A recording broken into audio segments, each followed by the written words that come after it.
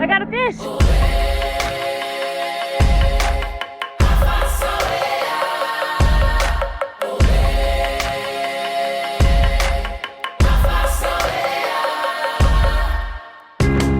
Hello, we are the Reds, a creative duo making our living online so we can create when and where we want. Thanks so much for watching, subscribe for more, and enjoy the video.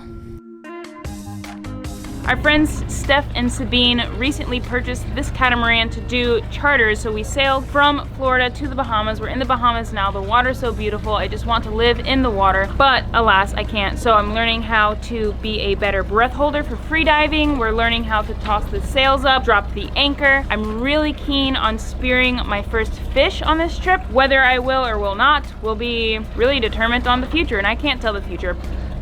If you're new here, I've been digging into creating content underwater and I'm now pursuing it full on. I'm obsessed with this thing. I love it. I love being in the ocean. I love cameras.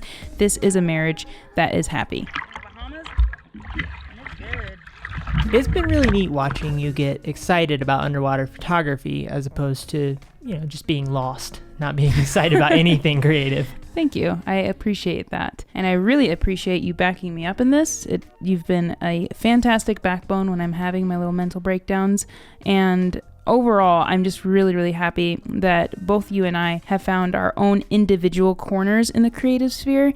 And we're able to kind of crush those individual goals, but yet come together as the power duo that we are and, make stuff. I love supporting you in your ambitions. Thank you. You're great. I know. Today I'm learning how to spearfish. James is going to be behind the camera really the entire time. We're going on a dinghy ride. All right. Hurrah!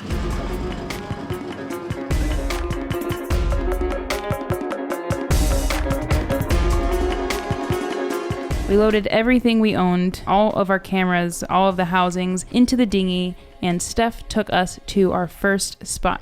This spot right here, we're going to be in about 10 feet of water, maybe 12 feet of water. We're just going to be spearfishing around some pilings. So typically the type of fish that we'll see here are going to be your snapper species. So mostly mangrove snapper. Could see a mutton snapper here as well. We could see hogfish. Kind of your typical shallow water reef type species could be around here. There's going to be a variety. Maybe we even see a couple of lionfish and get the invasive lionfish out of the ecosystem. Sweet. Our goal is dinner in the most selective and sustainable way possible.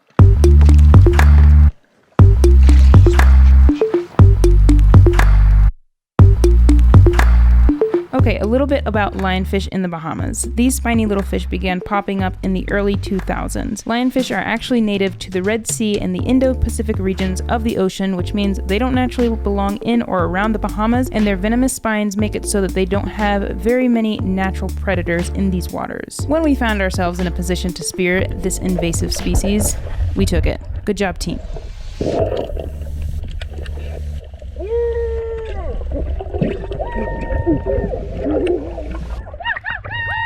Good job! Oh yeah! I got a fish!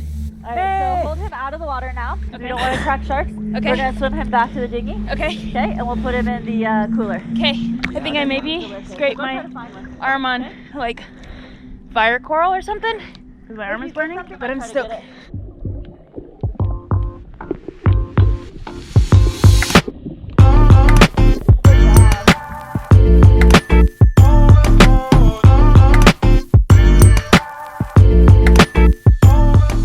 How do you feel about that? I speared 2 fish. And I'm gonna get a hogfish, damn it. You got 3. One little guy. Oh yeah, the little guy. He's an invasive species. But now we're gonna go to another spot to hopefully find some bigger fish that we could actually eat.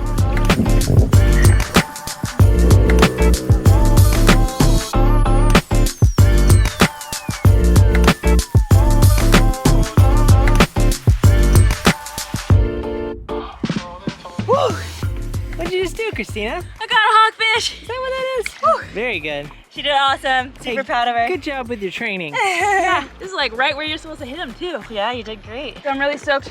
We've been kind of searching around.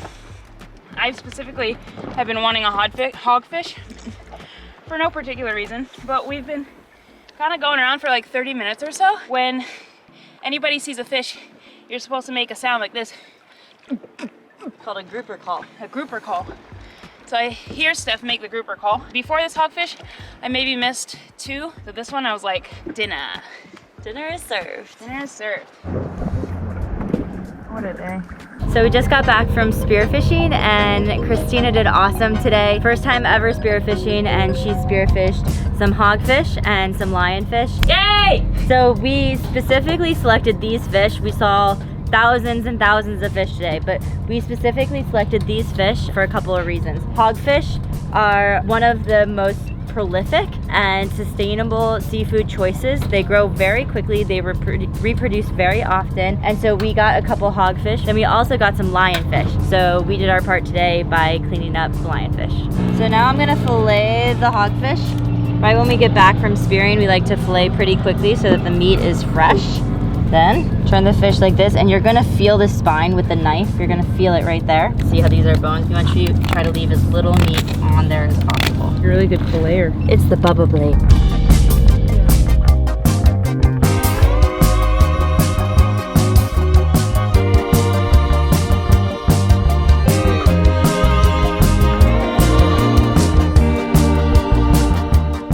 We just filleted all the hogfish that we got, and I've been throwing chunks off the side of the boat. Look at this. Yum, yum. Nom nom nom.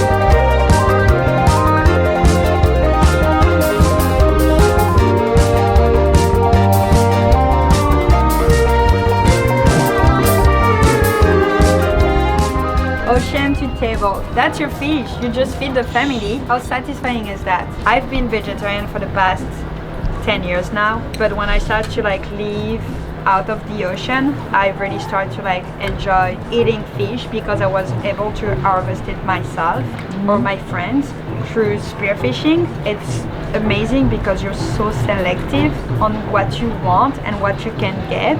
It's not like fishing pole, or it's not you go to the supermarket and you get some fish out of like in a plastic bucket and you don't even really know what type of fish it is and if it's good and if it's fresh. I had to work for this. You have to work for it, exactly. What is super satisfying too is like you're able to like decide the size, the species according to where you are and the season, and it just like makes so much sense because it's sustainable living. This tastes so good, and honestly it makes me think a little bit more about how I'm getting my food. What I like about spearfishing is like I go hunt, I kill it myself, I feel it in myself, and I'm able to do it. Most people that eat fish or that eat meat, you give them like a live animal, they're not able to kill it, and they just tell you, oh no, I can't, oh this little I don't want, but then they're enjoying their hot dog or their hamburger or like whatever, and it's just so disconnected. That's why I encourage spearfishing. It's not like you kill everything you see, it's like you get the amount of food that you can eat and then you just go for it, and that's a very cool thing. Yeah. Ocean to table. Yesterday I speared my first fish. I speared 4 fish in total. That was a really massive goal of mine, to be able to spear specifically a hogfish, just because I've been seeing a lot of people spear hogfish. They're really pretty to hold out of the water when they're bright and pink, and I'm just so stoked that I learned how to do that. I learned how to fillet it, and Sabine cooked it. That was a good meal. Yeah, that was a really freaking good meal. I want to make my rice like that more often. What do you think? Yes. Thank you guys so much for watching. For more of these adventures, make sure you hit the subscribe button, turn on your post notification bell, because that will notify you when we post said videos. Hope you guys are having a lovely day. Enjoy really the rest of your life until you see another one of our videos. Bye!